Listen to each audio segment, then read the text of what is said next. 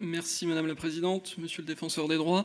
Je vous remercie pour cet exposé qui a permis à notre commission d'avoir une vision éclairée de l'ensemble des missions qui vous incombent.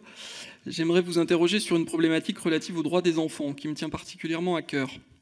En 2016, selon le ministère de l'Intérieur, 25 enfants sont morts dans le cadre de violences conjugales, ce qui correspond à un enfant tué tous les 15 jours. Si les violences conjugales peuvent mener à la mort, elles se manifestent dans la majorité des cas par des signes plus difficiles à détecter, mais qui ont des conséquences très graves pour l'enfant.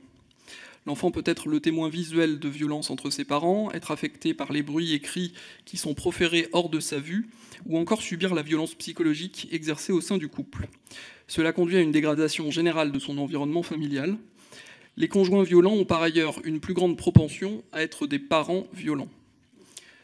Pour l'enfant, être témoin de ces violences peut entraîner des perturbations cognitives et émotionnelles, l'isolement, l'échec scolaire, mais aussi des troubles du comportement caractérisés par une reproduction de cette violence. L'exposition aux violences conjugales est contraire au droit des enfants à la vie en famille, au droit d'être protégés de la violence et au droit à la santé. Le défenseur des droits veille au respect de ces droits consacrés par la Convention internationale relative aux droits de l'enfant. Je souhaiterais ainsi savoir de quelle manière vous pouvez agir lorsque vous êtes saisi pour des situations d'exposition aux violences conjugales. Je vous remercie.